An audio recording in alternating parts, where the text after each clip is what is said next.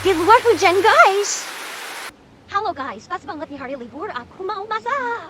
Banyak banget yang request sambal terong hijau ini, makanya aku sekarang mau coba bikin. Semua bahan direbus. Tunggu sampai airnya berkurang. Oke, sambil menunggu aku mau bikin telur dadar. Aku kocok-kocok telurnya sampai rata.